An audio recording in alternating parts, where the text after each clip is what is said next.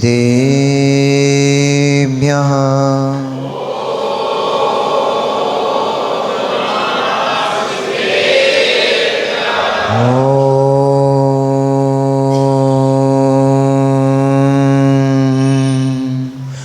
नमः सिद्धेभ्यः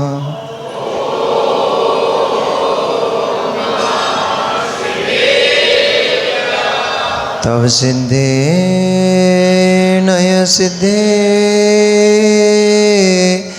संयम सिद्धे चरित्र सिद्धया नाणं मेया सिद्धे सिरसा नमस्सामि सिद्धं संपूर्ण भव्यार्थं सिद्धे कारणमुत्तमं प्रशस्त दर्शन ज्ञान चारित्र प्रतिपादनम् नमो अरिहन्ताणं नमो सिद्धाणं नमो आर्याणं नमो वज्रायाणं नमो लोये सव्यसाहुणं। जबरी अनंत अनंत परम सिद्ध परमेष्ठी भगवान की, जबरी अनंत अनंत 24 तीर्थंकर भगवान की, देवादिदेव चिंतामणि मूल नायक श्री पार्श्वनाथ भगवान की, देवादिदेव वर्तमान शासनायक भगवान महावीर स्वामी की, आचार्य भगवंत कुंद कुंद देव की, आचार्य भगवंत रविशरण स्वामी महामुनि राज की, परम पूजनीय चरय श्रोमणीय अध्यात्म योगी आचार्य गुरुदेव श्री विशुद्ध सागर जी महामुनि राज की, अहिंसामयी विश्व जैन धर्म की।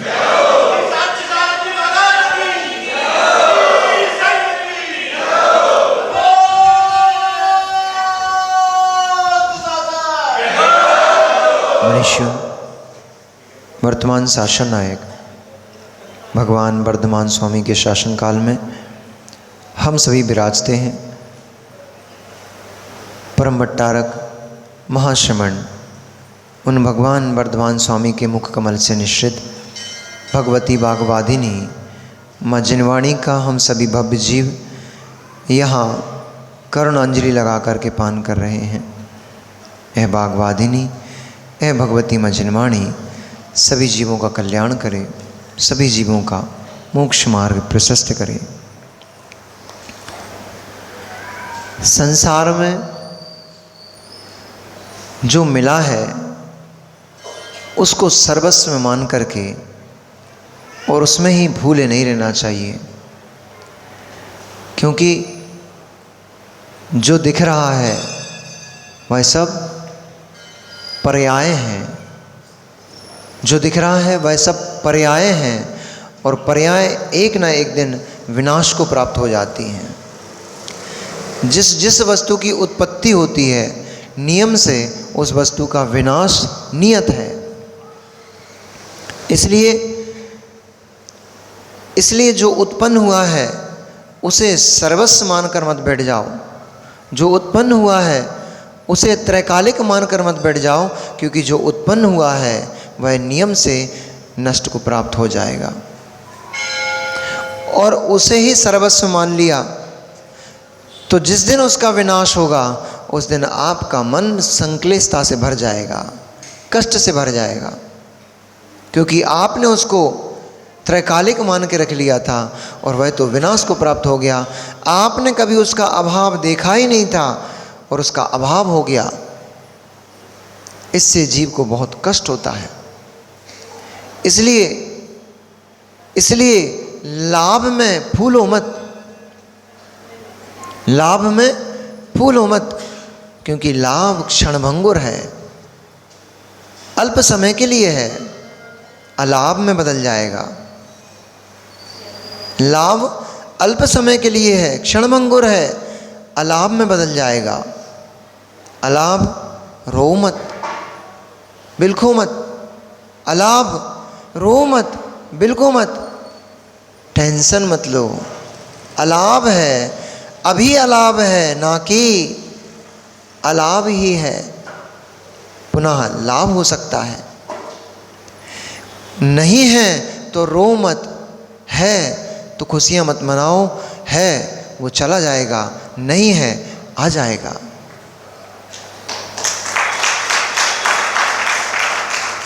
मेघ वाहन के हाथ में अलंकारपुरी थी, मेघ वाहन के हाथ में अलंकारपुरी थी।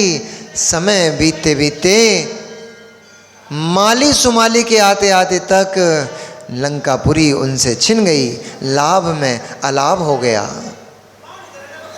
लाभ था, वस्तु उत्कृष्ट वस्तु प्राप्त थी, पर अलाभ हो गया, इंद्र ने उसको छीन लिया। इसी प्रकार से अलाभ था, लाभ हो गया।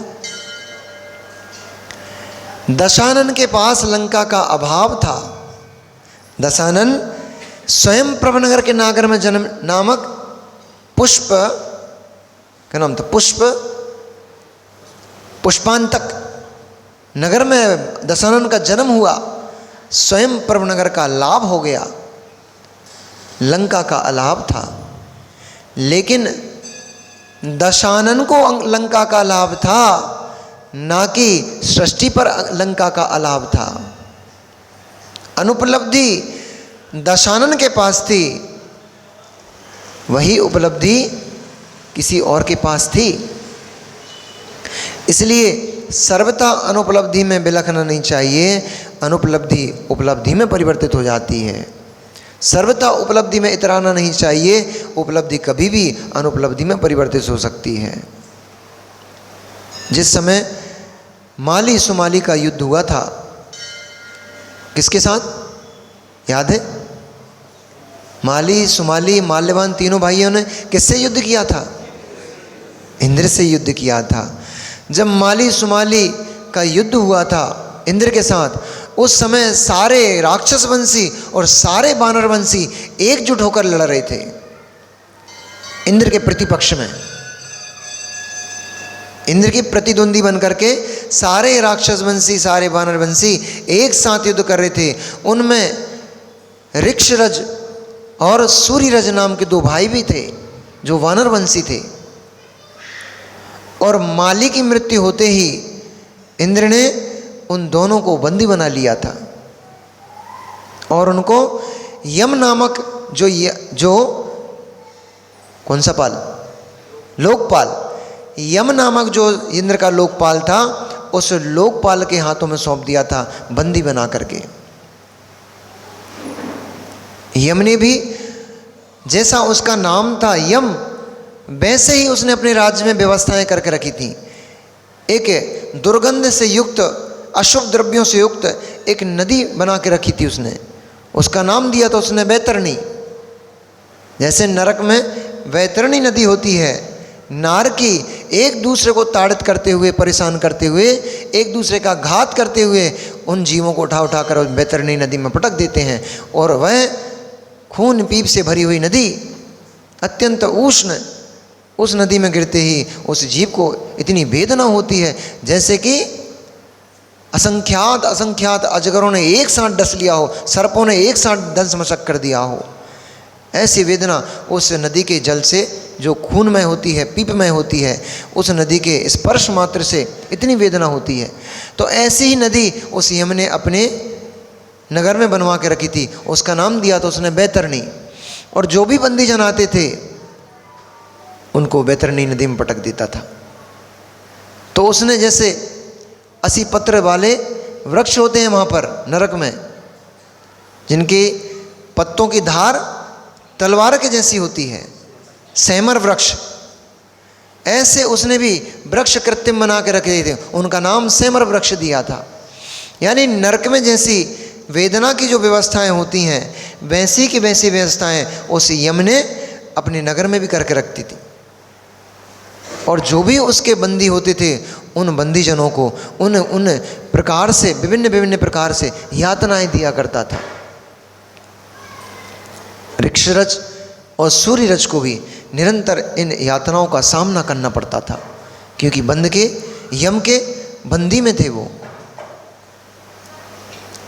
जब दशानन त्रिकूटाचल पर्वत पर पहुंचा और लंका नगरी के लिए प्रवेश करने वाला था, तभी भागकर आते हुए पुरुष ने उस दशानन को समाचार दिया, हे दशानन, रक्षा करो, रक्षा करो।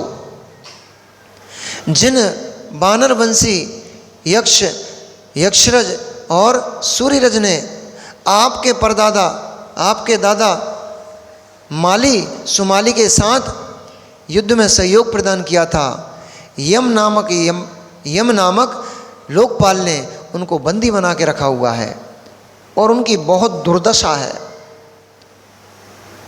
सामान्य से कोई क्रूर से क्रूर व्यक्ति भी होगा तो जैसी दुर्दशा त्रियंचों की भी नहीं करता है, क्रूर त्रियंचों की भी जो दुर्दशा नहीं होती है, उससे भी कई गुना अधिक दुर्दशा तुम्हारे उन बंधुओं की करके रखी हुई है उस यमपाल ने, यम ने। तब दशानन अत्यंत क्रोध से कुपित हो गया कि यम का इतना दुस्साहस कि उसने हमारे पूर्वजों की संपत्ति तो छीन ही ली है, हमारे पूर्वजों को भी यातनाएं देता है। शायद उस दशानन का जन्म तो हुआ ही पूर्व में हुए अत्याचारों का निवारण करने के लिए था। इस प्रकार का चिंतन करते हुए उसने कहा, अब तो लंका नगर में प्रवेश पश्चात होगा, सबसे पहले मैं अपने बंधुओं को वहाँ से मुक्त कराऊंगा। और जाकर तुरंत ही उसने अपनी सेना को तैयार किया और उसी पुष्पक विमान से आरूढ़ होकर के उस यम की नगरी में पहुंच गया। और पहुंचते ही उसने युद्ध का बिगुल बजाया और बहुत भारी युद्ध हुआ, क्योंकि यम भी लोकपाल था, वो भी इंद्र का, स्वयं से ही इतना गर्वित था। अब बड़े आदमियों के आजू बाजू कोई पहुंच जाए तो थोड़ा तेवर तो आ ही जाते हैं। बलवान के आजू बाजू में कोई चलने लग जाए अथवा कोई थोड़ा जिसका नाम चलता हो, ऐसे पुरुष के बाजू में आजू बाजू में पहुंच जाए तो थोड़ा बल तो आ ही जाता है। फिर इंद्र की आज्ञा में जीता था, इंद्र का लोकपाल था, तो और गर्वित।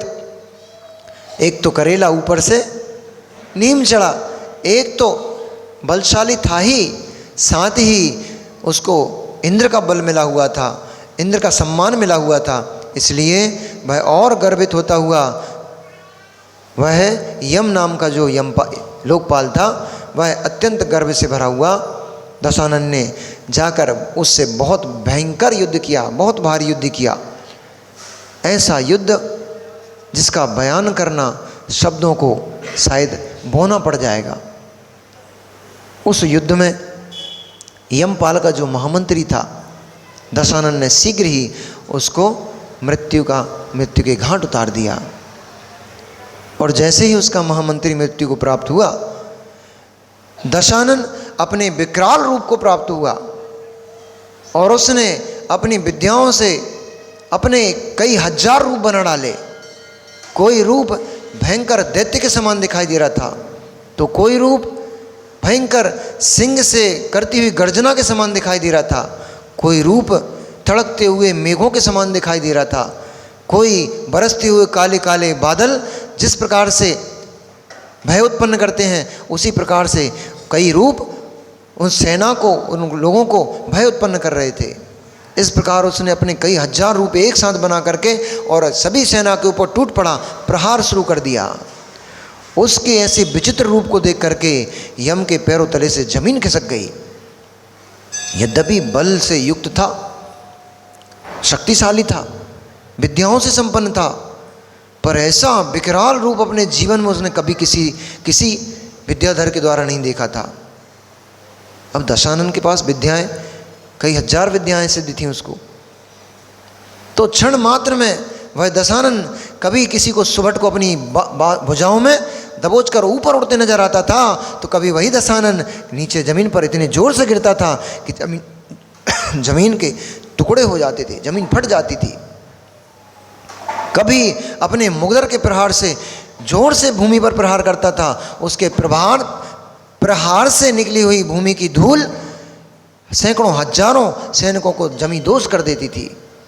ऐसा विकराल रूप जब रावण का, दशानन का यम ने देखा, यम ने तो अपने पूरे शरीर से पसीना छोड़ना प्रारंभ कर दिया।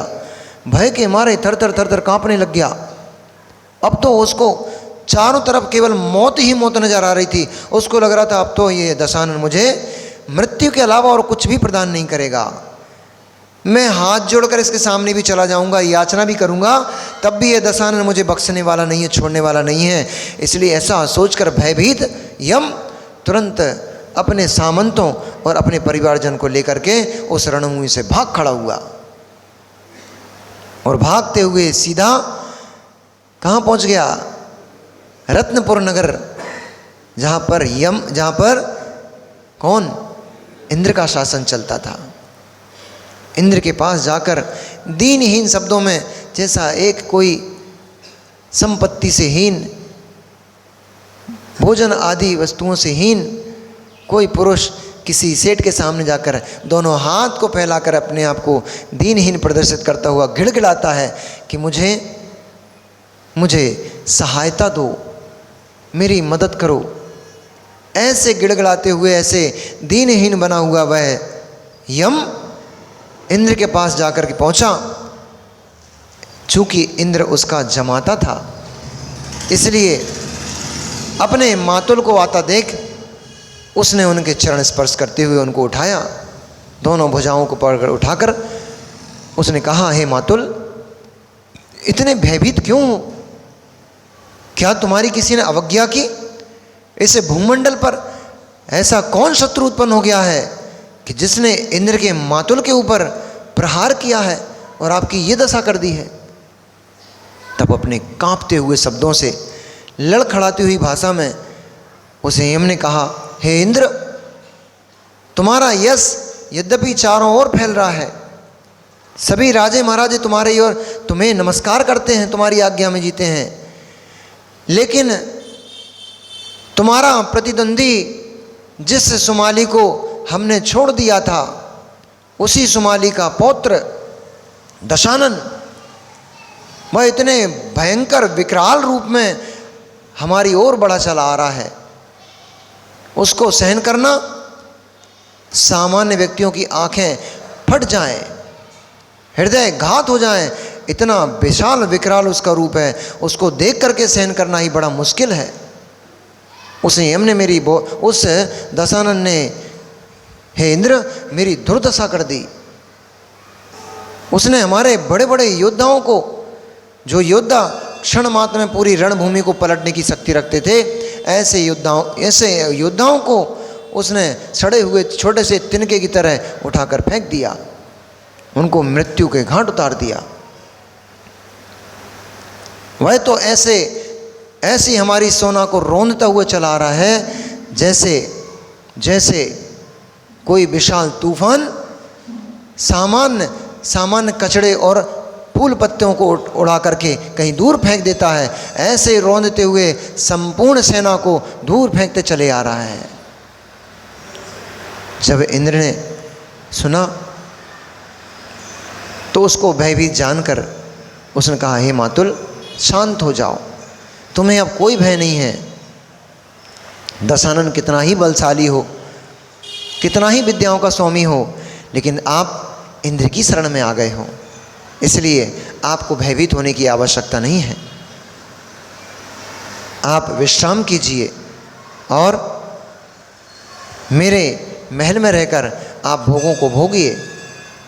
मैं देखता हूँ कौन दशानन है। मंत्रियों के समझाने पर जैसे ही इंद्र कुपित हुआ और कोप से दशानन के साथ युद्ध करने के लिए उद्यत हुआ, तभी कुछ मंत्रियों ने उनको सांत्वना देते हुए कहा कि राजन, तूफान को देखकर उतावलापन ठीक नहीं होता। तूफान यदि जोर पर हो, उस समय हमें उसको देखते हुए भी उतावलापन नहीं करना चाहिए। सूझबूझ समझदारी से उस तूफान को निकल जाने का और उसको सीधा दूसरा रास्ता पकड़ा देना ही समझदारी का कार्य है। इसलिए इस समय उस दशानन से युद्ध करना उचित समय नहीं है। उचित अवसर आएगा, हम अवश्य दशानन को बंदी बनाकर अपने कैद खाने में डालेंगे। मंत्रियों की मंत्रणा सुनकर इंद्र ने अपने क्रोध को नियंत्रित किया और नियंत्रित करके उत्तम समय की प्रतीक्षा करने के लिए उद्यत हुआ। उधर सुर संगीत नाम का एक नगर, उस यम को इंद्र ने भेंट स्वरूप दिया कि यह नगर सर्व तरीके से, सर्व उपकरणों से सुसज्जित है और सभी प्रकार से सुरक्षित है। बाहर का कोई भी शत्रु मुझ तक पहुंचने से पहले आप तक नहीं पहुंचेगा। इसलिए उस सुर संगीत नामक नगर में आप शांत चित्त होकर के रहिए और सुख का भोगन कीजिए। उस सुरक्षित स्थान को पाकर, उस सुर संगीत नामक नगर को पाकर वह यम भी शांत हो गया और दशानन के द्वारा प्राप्त तिरस्कार को उसने भुला दिया। इधर दशानन ने जब ये जान ही लिया कि कायरों की तरह यह यम जो दूसरों पर आज्ञा चलाता था, जो इंद्र का गौरव पा करके और अपने आप को यम ही समझ बैठा था, आज मेरे तीक्ष्ण आघातों से, आज मेरा विकराल रूप देखकर ये कायरों की तरह भाग खड़ा हुआ है। इसलिए कायरों के पीछे जाना सुबटों को शोभा नहीं देता है। और ऐसा जानकर भगोड़े को पकड़कर भी मारने से क्या लाभ। क्षत्रिय पुरुष वीर पुरुषों के ऊपर आघात करते हैं, कायरों के ऊपर आघात नहीं करते हैं। इसलिए सभी के समझाने से और रावण दशानन ने भी अपना क्रोध शांत किया और युद्ध भूमि से विमुख होता हुआ वह दशानन शीघ्र ही त्रिकूटाचल पर्वत की ओर पुनः प्रवेश किया। जब वह त्रिकूटाचल पर्वत पर पहुंचा, पहली बार उसने अपनी पैतृक भूमि के दर्शन किए थे। उसके हर्ष का कोई ठिकाना ही नहीं था। एक तो स्वर्ग सा सुंदर वह त्रिकूटाचल पर्वत, जहाँ विभिन्न विभिन्न प्रकार के झरने, वापिकाएँ, विभिन्न विभिन्न प्रकार के वृक्ष, विभिन्न विभिन्न प्रकार की चट्टानें, रत्नमयी, स्वर्णमयी, ऐसा लग रहा था जैसे रत्नों का खजाना ही वह त्रिकूटाचल पर्वत हो। ऐसे उस पर्वत को देख करके उसका मन बड़ा संतोष को प्राप्त हुआ। ओह मेरे पूर्वज मेघवाहन कभी इस त्रिकूटाचल पर्वत आकर ठहरे थे। मेघवाहन लंका नगरी को प्राप्त होने से पहले इसी त्रिकूटाचल पर्वत पर आकर ठहरे थे। उस पर्वत को देखकर उसको बड़ा संतोष हुआ, बहुत आनंद की प्राप्ति हुई। उस पर्वत को देख करके सुमाली आदि परिवारजनों से, वृद्धजनों से नाना प्रकार की बातें उस दशानन ने पूछी। क्या हमारे पूर्वज इन पर्वतों पर अटखेलियाँ करने आते थे? क्या हमारे पूर्वजों का अधिकार इसी पर्वत पर था? यह पर्वत इतना रत्नों से संपन्न कैसे है? अनेक अनेक प्रकार की जिज्ञासाएं दशानन के मन में उस समय उत्पन्न हो रही थी और उनका समाधान वो अपने दादा सुमाली से करते जा रहा था। ऐसा करते हुए त्रिकूटाचल पर्वत पार करके उसके नीचे ही जहाँ पर अलंकारपुरी यानी कि लंका नगरी बसी हुई थी, वहाँ लंका नगरी के गोमुख द्वार के पास ही उसने अपना पुष्पक विमान नीचे उतारा। उस भूमि के विमान से नीचे उतरते ही उसने अपनी उस भूमि का वंदन किया, मस्तक लगा करके उस भीमू को नमस्कार किया। अब आखिर पैतृक भूमि है, कोई चीज़ खो जाए और कीमती हो, साहुला जी, कोई चीज़ खो जाए और बेस कीमती हो और वो मिल जाए अचानक से, फिर जीव के परिणामों की दशा, खुशी की दशा का क्या कहना। उस समय की अवस्था को शब्दों में बांध पाना बड़ा मुश्किल है। खोई हुई वस्तु मिल जाए और वो भी अनमोल हो, उस समय की जीव की खुशी, प्रसन्नता, उसको शब्दों के माध्यम से कह पाना दुरूह है, अत्यंत दुष्कर है। इसलिए उस समय जो रावण के अंदर, दशानन के अंदर जो चल रहा था, उसको साक्षात सैनिक को कथा सुनाते हुए साक्षात गणधर परमेष्ठी गौतम स्वामी जी कहने में, व्याख्यान करने में समर्थवान नहीं थे। उन्होंने भी यही लिखा कि हे सैनिक, इस समय रावण के अंदर, इस समय दशानन के अंदर जो उत्सुकता चल रही थी, इस समय दशानन के अंदर जो उमंग थी, उस लंका नगरी को पा करके उसके अंदर जो हो रहा था घटित, उसको बताना शब्दों में अशक्य है, बताया नहीं जा सकता।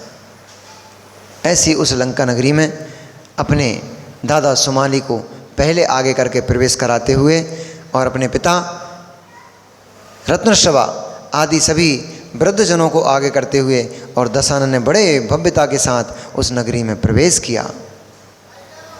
उस नगरी का एक एक कोना, एक एक कोना ऐसा उसको महसूस हो रहा था कि हमारे पूर्वजों की सुगंध से भरा पड़ा है।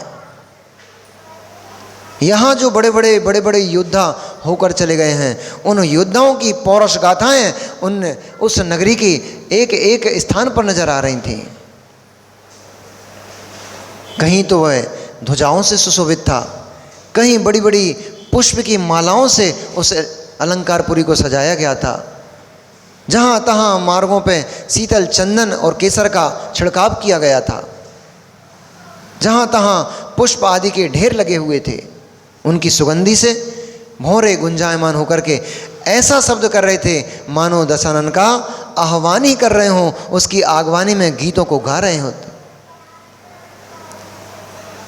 जो उस नगर की गणिकाएँ थीं, वे वाद्य यंत्र और नाच गाने से उस दशानन को इस प्रकार से प्रलोभित कर रही थीं, इस प्रकार से जैसे साक्षात इंद्र के प्रवेश के समय पर जो नृत्यांगनाएं नृत्य दिखाकर इंद्र को प्रसन्न करती हैं, उसी तरह से लंका नगरी की गणिकाएं उस दशानन को प्रसन्न करने के लिए उद्यत हो रही थीं। जहाँ तहाँ से कोई स्त्रियां भागती चली आ रही हैं और एक दूसरे को धक्का मारती हुई कहती हैं, अरे दुर्बुद्धि, हट तो जा जरा सामने से, मुझे तो देखने दे दशानन कैसे लगते हैं। तो कोई स्त्री जो अपने कलशों को लेकर के पानी कुएं से लेकर आ रही थी, जल भरने के लिए कुएं पर गई थी, वह घर का रास्ता ही भूल गई। वह पुनः कुएं की तरफ मुड़कर जाने लग गई। उसकी नज़र दशानन पर लगी हुई थी और चलती चली जा रही थी, जाकर के किसी वस्तु से टकरा कर बेहोश होकर गिर गई। नगर के बहुत सारे जन आपस में एक दूसरे को धक्का मुक्की करते हुए उस दशानन को देखने का प्रयास कर रहे थे, उसके समीप आने का प्रयास कर रहे थे। अत्यंत वैभव और अत्यंत रमणीक उन दृश्यों को देखते हुए दशानन ने उस लंका नगरी में भव्य प्रवेश किया। महल के अंदर प्रवेश कर कर दशानन को ऐसा संतोष हुआ मानो साक्षात लक्ष्मी रूप संपदा, साक्षात स्वर्ग की संपदा कुबेर ने आकर के उसके चरणों में एकदम सामने पटक दी हो कि लो लंकेश, इसका भोगन तुम्हारे लिए ही बना गया है, यह वस्तुएं तुम्हारे लिए ही बनाई गई हैं, इनका भोगन तुम्हें ही करना है। ऐसा उस लंका नगरी में प्रवेश करके बहुत समय तक तो उस दशानन को केवल और केवल विश्राम की आवश्यकता थी, क्योंकि वर्षों वर्षों की इच्छा पूर्ति आज उसको लंका की प्राप्ति के रूप में हुई थी। माता पिता का हर्षित चेहरा देखते हुए बार बार उसकी नज़र माता पिता के चेहरे पे जाती थी, जिन्होंने टकटकी लगा करके उस लंका नगरी प्रवेश को सपनों के रूप में अपनी आंखों में संजो कर रखा था। आज वो सपन उनका पूर्ण हो गया। उन माता पिता के संतोष को देख करके दशानन और अधिक हर्षित हो जाता था। इस प्रकार से उस लंका नगरी में भव्य प्रवेश करते हुए और दशानन और उसका पूरा परिवार, बंधु बांधव सभी बहुत सुखपूर्वक उस लंका नगरी में रहते हुए सुख का वेदन करते रहे। बहुत सारा समय बीत गया। इस प्रकार सुख का समय जल्दी बीत जाता है, पता ही नहीं लगता है। आधा घंटा हो गया, पता लगा? पता लगा? सुख का समय बहुत जल्दी बीत जाता है, पता ही नहीं लगता है। कष्ट की अनुभूतियां बड़ी दुखदाई होती हैं। कष्ट का समय, दुख का समय बड़ी तीव्र वेदना देने वाला होता है। सुख का समय पता ही नहीं लगता है। वे आदिनाथ स्वामी से मिलो। 83 लाख वर्ष पूर्व की आयु कैसे बीत गई, कुछ पता ही नहीं लगा। 83 लाख वर्ष पूर्व की आयु कैसे बीत गई, पता ही नहीं लगा। मात्र 1 लाख वर्ष पूज बचा है इस पर्याय को छोड़ने में। ऐसे ही कितना समय बीत गया है, कितना समय बीत गया है। इन भोगों को भोगते भोगते कितना समय बीत गया है।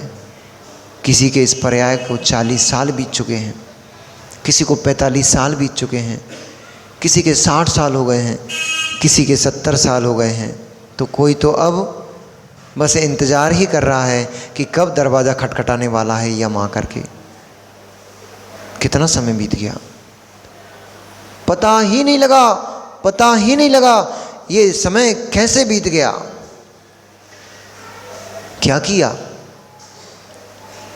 क्या किया इस समय में? कोई एक तो उपलब्धि निकाल कर देखो आशु, कोई एक तो उपलब्धि निकाल कर देखो कि मैंने अपने जीवन में ये उपलब्धि प्राप्त की है। कोई युवा अपने 28 साल 25 साल व्यतीत कर चुका, कम से कम खोजो तो एक उपलब्धि कि मैंने अपने इस 25 साल 30 साल की उम्र में क्या एक उपलब्धि क्या प्राप्त की है। और यदि कोई भी एक उपलब्धि ना मिले, अब सोचने की आवश्यकता है। कोई भी उपलब्धि ना मिले तो अब सोचने की आवश्यकता है। यहाँ तक पहुँच गया हूँ, यहाँ तक पहुँच गया हूँ, यहाँ तक पहुँचते पहुँचते मैंने अपने जीवन में कुछ भी ऐसा विशेष नहीं किया है, कुछ भी ऐसा विशेष नहीं किया है जो मुझे इस सारी पब्लिक से, इस सारे समूह से अलग निकाल के बैठा के खड़े कर दे। उस जीव ने किया है।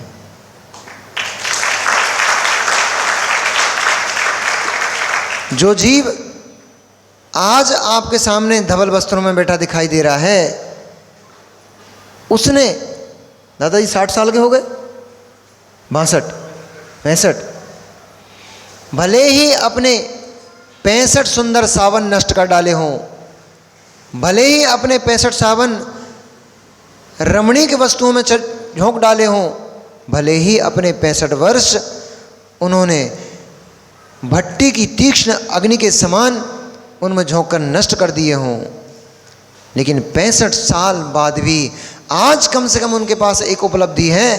65 साल के बाद भी आज कम से कम उनके पास एक उपलब्धि है कि आज इस उम्र में आकर के कम से कम इन शरीर, संसार और भोगों से विरक्ति का भाव लेकर के जैनेश्वरी दीक्षा को प्राप्त होने जा रहे हैं।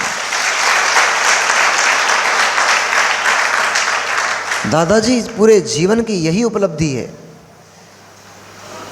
हमने अपने जीवन में क्या कर लिया ये बहुत महत्वपूर्ण नहीं है प्रवीण जी।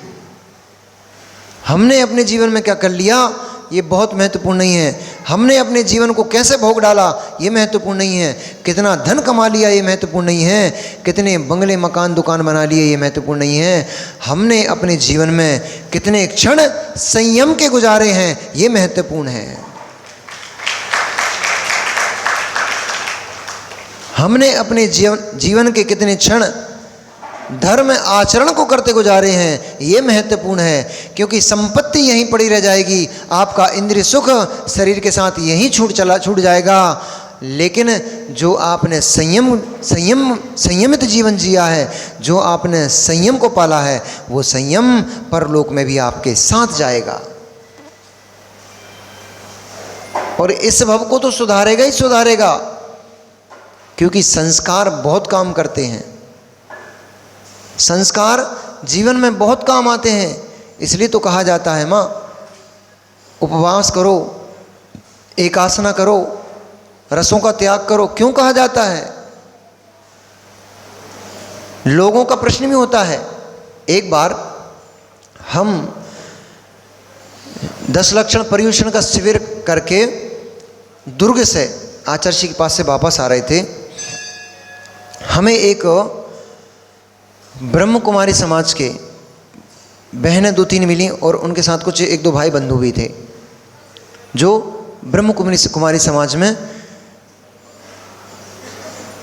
उनके जो होते हैं क्या साधु आदि होते हैं वो मिले।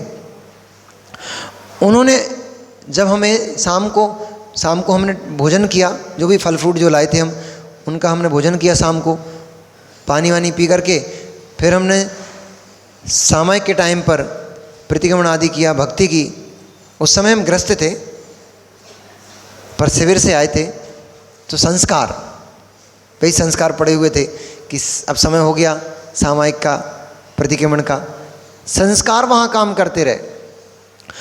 जब उस व्यक्ति ने, उन बहनों ने और जो भैया थे उनने जब देखा वो तुरंत समझ गए। तो उन्होंने बोला आप ब्रह्म कुमारी समाज से हैं, क्योंकि वो भी सफ़ेद कपड़े पहनते वो लोग और हम भी सफ़ेद वस्त्र पहने हुए थे, सात्विक होते हैं। तो उन्होंने हमारी सात्विक वृत्ति को देखकर समझा शायद ब्रह्म कुमारी समाज से हैं। तो दूसरी बहन बोलती हैं नहीं ये जैन समाज से हैं। भैया आप जैन हो? हमने बोला हाँ। हमने कहा कैसे जाना? बोले शाम को भोजन जैन लोग करते हैं। जैनो, अरे जैनो, जैन हो, अरे जैनो, जैन हो, क्योंकि आपकी पहचान संध्याकालीन भोजन से है। जैन हो, जैनो, जैन हो, आपकी पहचान संध्याकालीन भोजन से है। शाम को भोजन करते हुए देख करके, शाम के भोजन को देख करके जो जैन संप्रदाय में नहीं जन्मे उन लोगों ने भी जान लिया कि ये व्यक्ति जैन संप्रदाय से है। क्यों? शाम को भोजन कर रहा है। अरे आप लोग से मतलब जो करते हैं उनके लिए बोल रहा हूँ और मैं नहीं बोला। आचार्य भगवंतों ने ऐसा लिखा है। तुम्हें कैसे जैन कहें? तुम तो राक्षस वंशी भी नहीं हो, क्योंकि राक्षस वंशी भी शुद्ध सात्विक भोजन किया करते थे। तुम तो रात्रि में खा करके अभक्ष खा रहे हो, तुम तो राक्षस वंशी भी नहीं हो, राक्षस भी नहीं कह सकते। कुंभकर्ण, भानुकर्ण रात्रि में भोजन नहीं करता था दीदी, भानुकर्ण में संध्याकालीन भोजन करता था। लोगों की जो मान्यता है कि मांस खाता था, मांस नहीं खाता था, शुद्ध सात्विक भोजन करता था। और मुनिराजों को आहार देने नियम था उसका कि जब तक उत्तम मध्यम जघन्य किसी पात्र को दान नहीं दे लूँगा तब तक आहार ग्रहण नहीं करूँगा। धर्मात्मा जीव था भानुकर्ण। कुंभकर्ण किस कुल में जन्मा था? राक्षस कुल में जन्मा था, राक्षस वंशी कहलाता था। वह राक्षस वंशी होने पर भी सात्विक था, धर्मात्मा था। अपने आप से एक बार पूछ कर तो देखो, हम जैन कुल में जन्म लेने पर क्या हम कुंभकर्ण के अनुयायी हैं कि नहीं? हमारा जीवन भानुकर्ण जैसा है कि नहीं? नहीं है तो आप तो राक्षस वंशी भी कहलाने के लायक नहीं है। बानर वंश, बानर कुल में जिन्होंने जन्म लिया था ऐसे जन्म लेने वाले हैं बाली, सुग्रीव, नल, नील, हनुमान। ये वानर वंश में जन्मे जीव थे। यद्यपि वे बानर नहीं थे, न उनकी कोई पूंछ थी, न उनका बानरों जैसा फूला फूला मुंह था। सुंदर सुंदर कामदेव जैसे सुंदर रूप को धारण करने वाले वे जीव थे। धर्मात्मा जीव थे, भगवान के अनुयायी थे, पूजन पाठ करते थे, गुरुओं की सेवा करते थे, गुरुओं को दान देते थे, रात्रि भोजन नहीं करते थे, छान कर पानी पीते थे, जीवों के ऊपर दया करते थे। मिलो अपने आप से। क्या आप बानर वंशी हो? मतलब आपसे तो बानर वंशी होना भी बड़ा मुश्किल है। बानर वंशी भी नहीं कह सकते, आपको तो बानर भी नहीं कहा जा सकता। कम से कम बानरों से ही मिल लो, बानर वंशियों से मत मिलो, बानरों से ही मिल लो। शाम हो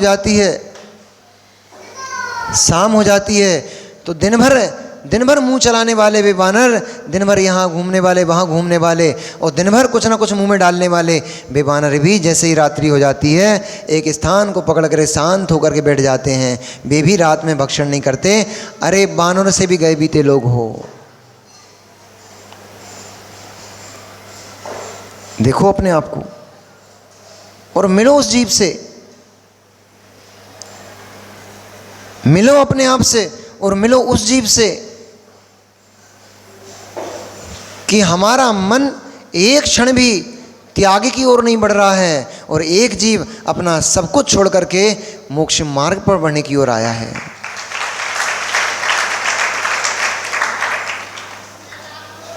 कम से कम इतनी तो अपनी पहचान बना के रखो। उनसे हमारा जब चर्चा हुई, मूल विषय ये था, उनसे जब हमारी चर्चा हुई तो उन्होंने कहा आप जैन लोग अपने आप को इतना कष्ट क्यों देते हो, कितने उपवास करते हो। आपके मुनिराज लोग केश लौंचन करते हैं, कितना कष्ट होता है केश लौंच करने में। तो ये अपने आप को प्रताड़ित करना नहीं हो गया, अपने आप को दुख से भावित करना नहीं हो गया। ऐसा अपने आप को ताड़ित करते हुए कौन सा सुख महसूस करते हो आप। अब ज़्यादा कुछ तो हम लोगों ने पढ़ा, उस समय पढ़ा लिखा नहीं था, पर जितना पता था उससे हमने उनको संतुष्ट किया।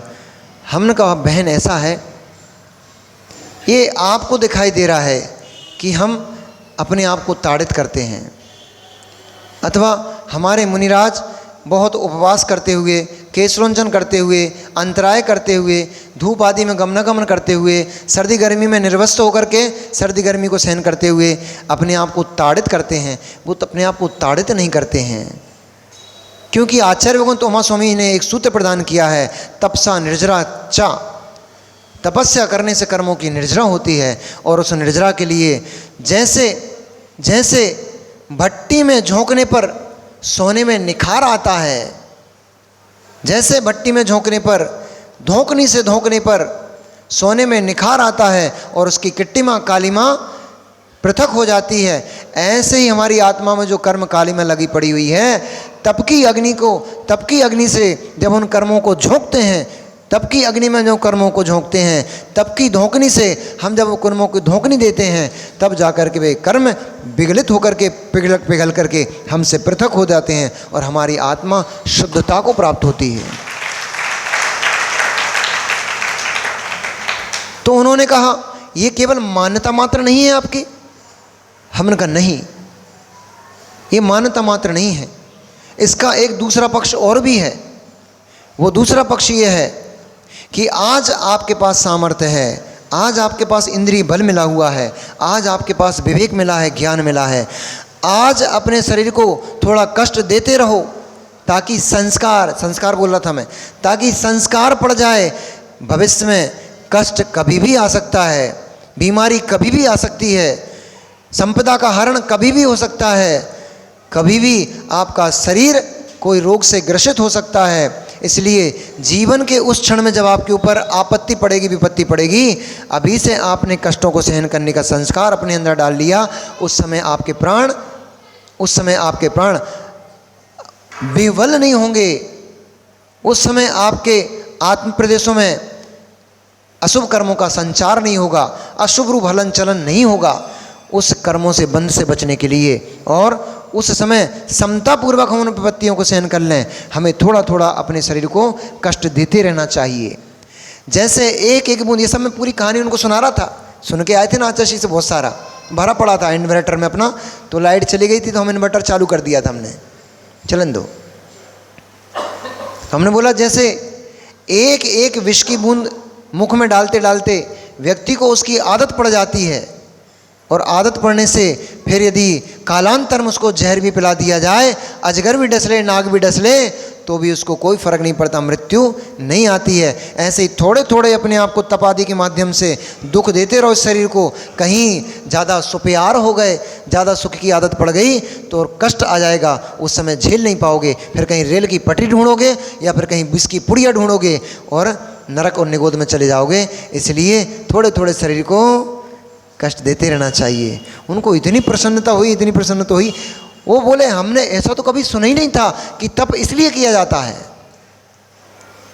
ये तो हमने कभी जाने नहीं था कि तपस्या करने के ऐसे भी पहलू हैं।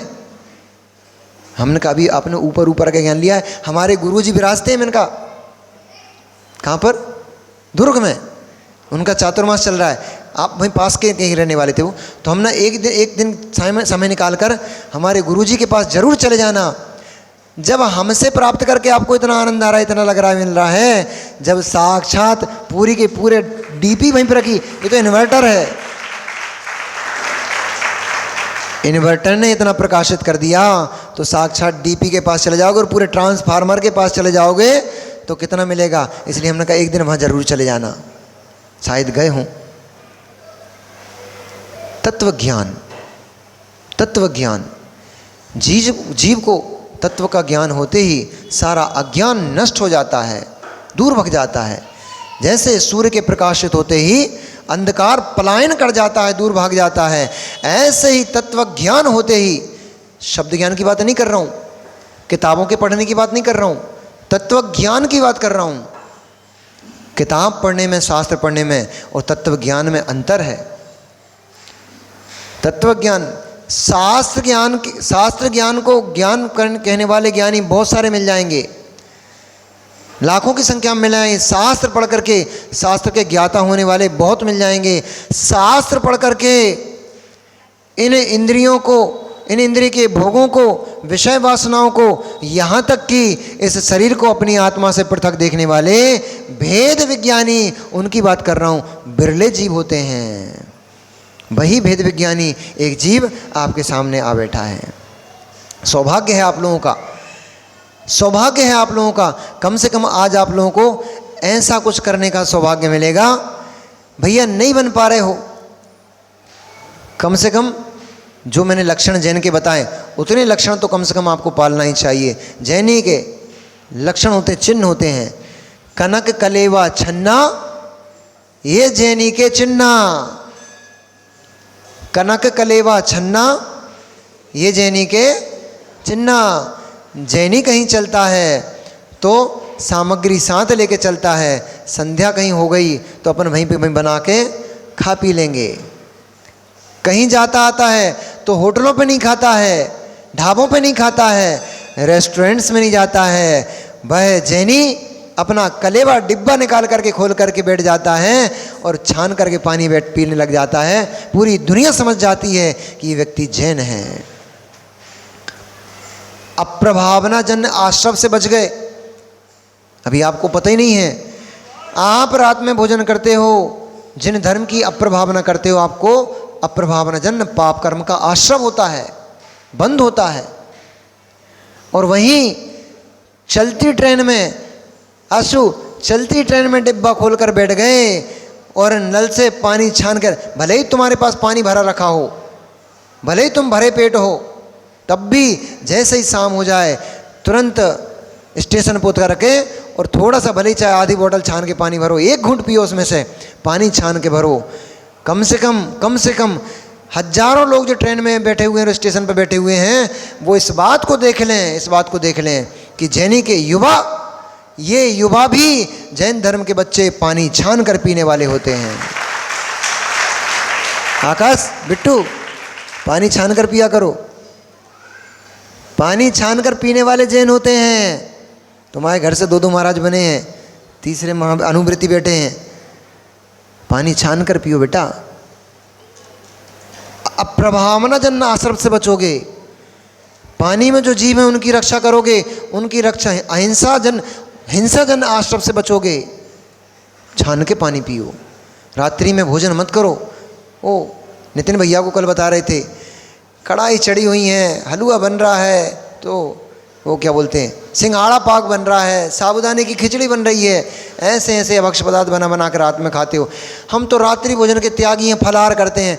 अरे क्या फलाहार करते हो? रात्रि में कम से कम दिन की बनी रोटी रात में खा लेते, वो ज़्यादा ठीक था। रात में कढ़ाई चढ़ा दी है। अब इतने लाइट के सूक्ष्म और स्थूल दोनों ही प्रकार के जीव उस कढ़ाई में गिर कर तल रहे हैं। ये पाप उदय में आएगा। ये पाप उदय में आएगा जब नरकों में गिरोगे। नरकों में नार की पकड़ करें, कढ़ाइयों में उबलते तेल में डाल कर तुम्हें टुकड़े कर करके तलेंगे। फिर कहोगे हाय हाय मेरी रक्षा करो, मुझे बचा लो, वहाँ कोई बचाने नहीं आएगा। यहाँ बचा लो अपने आप को पाप से, वहाँ बच जाओगे। रात्रि भोजन मत करो। वह दशानन भी रात्रि में भोजन नहीं करता था। ऐसे परम सुख को प्राप्त वह दशानन और अपनी लंकापुरी में सुख से निवास करता हुआ बहुत सुख से रहता था। यहाँ जो राज्य यम से छीना गया था, किस्कुपुर और किष्कंध और किस्कुपुर, दो राज्य जो यम के अधीन थे, उनको छीन करके दशानन ने सूर्यरज और ऋक्षरज दोनों भाइयों को, सूर्यरज को किष्किंध का नरेश बना दिया और ऋक्षरज को किस्कुपुर का नरेश बना दिया। वे दोनों अपने पुनः अपने राज्य को, अपनी पैतृक संपत्ति को पा करके वे दोनों भाई परम हर्ष परम सुख को प्राप्त हुए और सुख से रहते हुए उन्होंने क्रमशः किष्किंध नरेश सूर्यरज ने दो पुत्रों को जन्म दिया। पहले का नाम बाली था और दूसरे का नाम सुग्रीव था।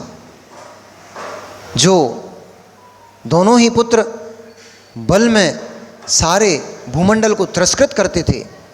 सूर्य के समान उनका तेज था, चंद्रमा के समान उनकी कांति आभा थी।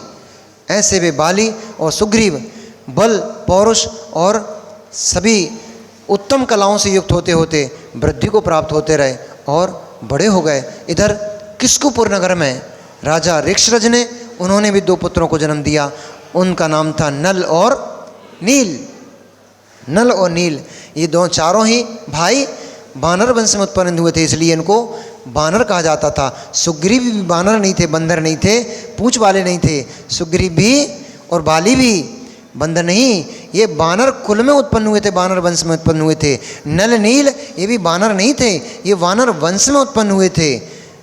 कौन ने चलाया था बानर वंश को? बानर वंश किसने स्थापित किया था?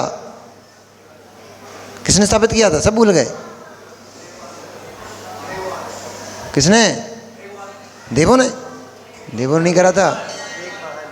मेघवाहन ने तो राक्षस वंश में लंका नगरी प्राप्त की थी, सहस्रनयन। इसलिए वे बानरवंशी कहलाने लगे और वे बानरवंशी यत्र तत्र जहाँ अपना पौरुष बल, अपना राज्य संचालन करते हुए वे चारों ही भाई वृद्धि को प्राप्त हुए, बड़े हुए। बड़े होते ही थोड़ा रूप मद आ ही जाता है, बल मद आ ही जाता है और धन संपत्ति आदि का मद आ ही जाता है। फिर राजपुत्र थे, इसलिए उन्होंने, बाली ने राज्य करते हुए जब अपने उसके किस्कुपुर का युवराज बाली को बना दिया गया, तब बाली ने